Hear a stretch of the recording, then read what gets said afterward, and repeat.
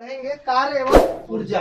ठीक है, तो कार्य और ऊर्जा क्या होता है ये समझेंगे, है ना, और इसे कैसे निकाला जाता है ये समझेंगे, और ऊर्जा के कितने प्रकार होते हैं ये समझेंगे। तो सबसे पहले समझते हैं कार्य क्या होता है। कार्य क्या होता है, जैसे समझ लो आप कोई वस्तु पर बल लगाए और वो अपने स्थान से हट गया। जैसे कि ये कुर्सी है, कुर्सी को मैं यहाँ से उठा करके यहाँ रख दिया, यानी मैं इस पर क्या लगाया, बल लगाया। तो बल लगाया तो अपने जगह से हट गया। तो जब किसी वस्तु पर बल लगाते हैं तो वह अपने जगह से हट जाए तो उसे हम क्या कहेंगे, कार्य कहेंगे। क्या कहेंगे, कार्य कहेंगे। ये फिजिक्स की भाषा में कार्य कहलाता है। तो कार्य का मतलब सबको समझ में आ गया, है ना।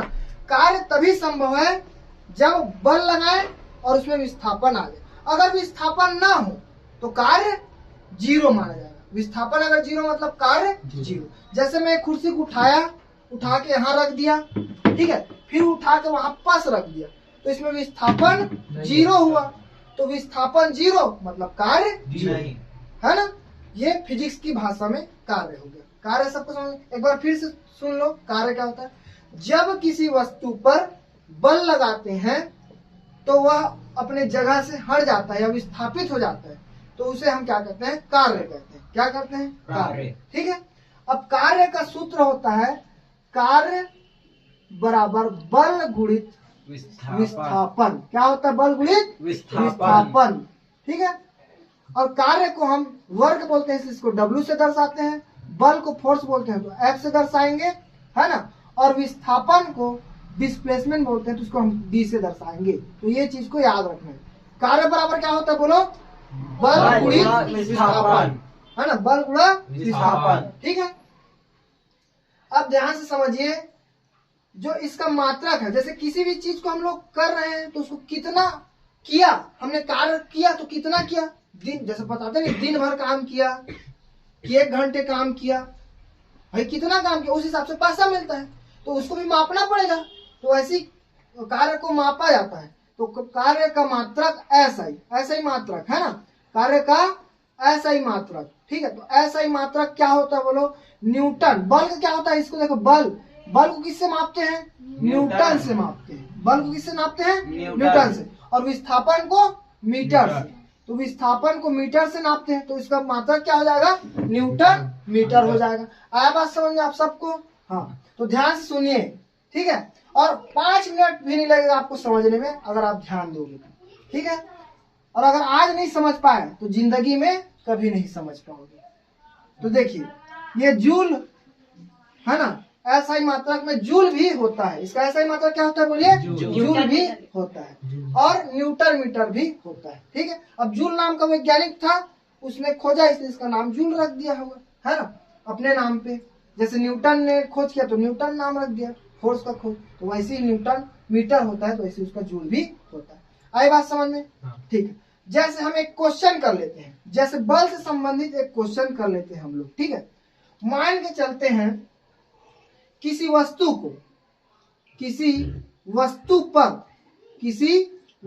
पर है ना 20 न्यूटन का बल लगाते हैं। कितने न्यूटन का, ये N क्या है, न्यूटन, है ना, 20 न्यूटन का बल लगाते हैं। क्या लगाते हैं, बल। तो वह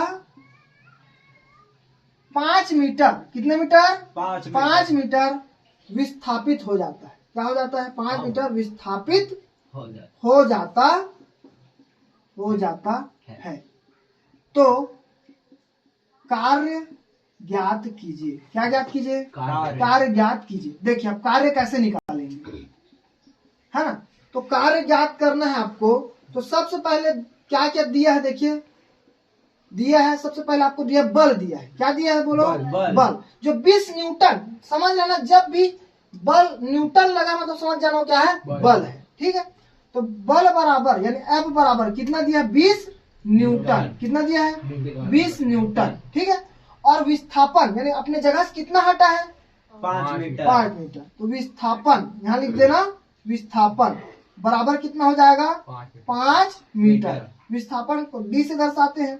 अब तो हम क्या पढ़े हैं, कार्य बराबर कार्य का सूत्र बोलिए सबके साथ, बल गुणित विस्थापन। आई बात समझ में, बल गुणित विस्थापन। तो बल गुणित विस्थापन होता है।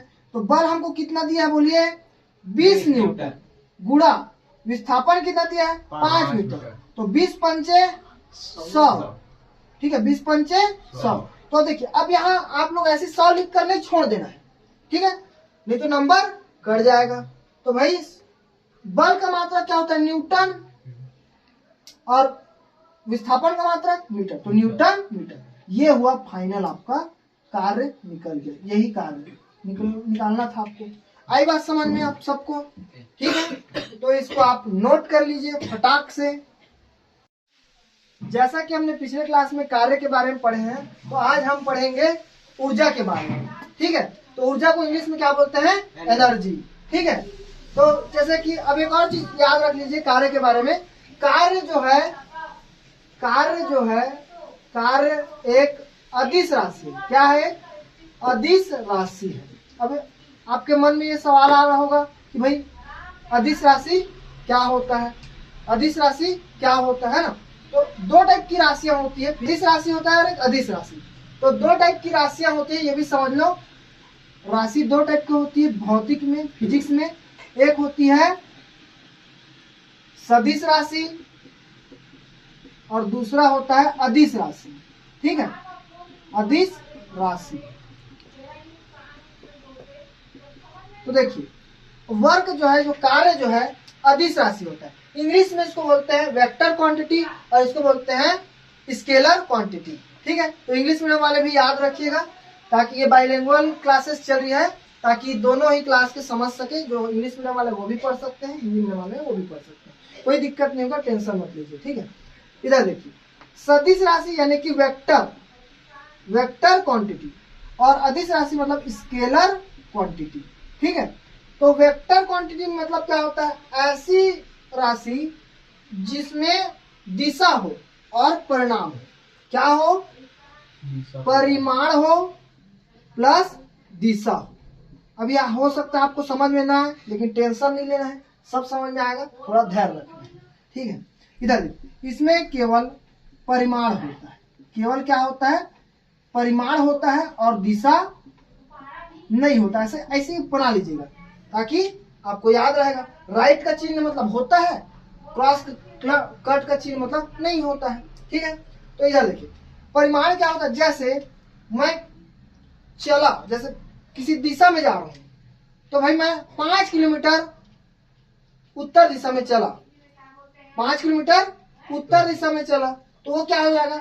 सदिश राशि, है ना। मतलब साथ में मैं 5 किलोमीटर, है ना, नॉर्थ डायरेक्शन में चला, नॉर्थ मतलब उत्तर डायरेक्शन में चला, तो ये क्या हो गया?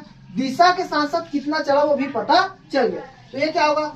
सदिश राशि। जैसे बल, तो बल में ऐसे मारा बोर्ड को, भाई बोर्ड को किस दिशा में मार रहा हूँ? पूर्व की दिशा में मार रहा हूँ, तो मैं कितना बल लगाया और किस दिशा में लगा रहा हूँ, तो वो क्या है? सदिश राशि। तो बल भी क्या है? सदिश राशि है, ये भी याद रखना है आपको। बल क्या है? सदिश राशि। वेग क्या है? सदिश राशि है। वेग क्या है? सदिश राशि। विस्थापन क्या है? विस्थापन भी क्या है? सदिश राशि है, ठीक है। लेकिन जिसमें परिमाण न हो, जैसे कार्य, तो भाई कार्य तो मैंने उत्तर दिशा में कार्य किया, अरे भैया उत्तर दिशा में कैसे काम करोगे आप, है ना। बल्कि ये बोलते हैं कि मैंने 4 बजे से 5 बजे तक काम किया, है ना। तो कार्य का कोई दिशा नहीं होता, ठीक है। तो इसलिए कार्य कैसा राशि है? अदिश राशि है, ठीक है। कार्य कैसा राशि है?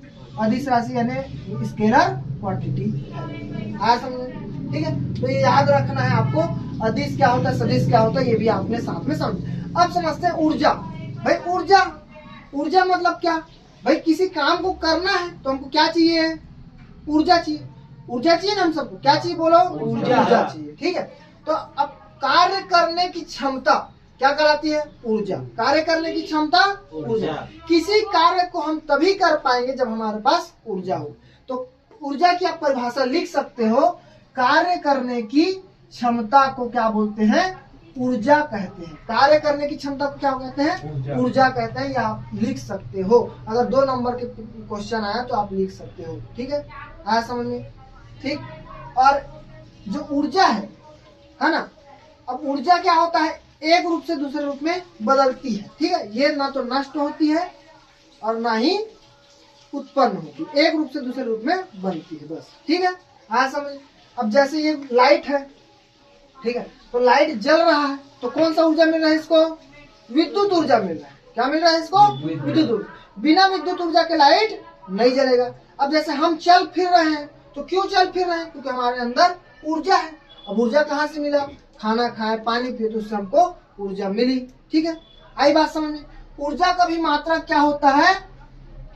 जूल होता है। क्या होता है? ऊर्जा का ऐसा ही मात्रा जूल होता है। ये आपको याद रखना है।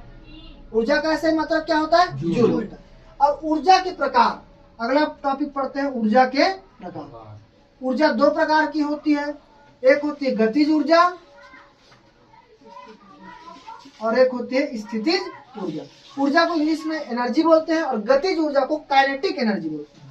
काइनेटिक एनर्जी इंग्लिश में नाम वाले ध्यान दीजिए, काइनेटिक एनर्जी है ना। स्थितिज ऊर्जा, एक होता है स्थितिज ऊर्जा।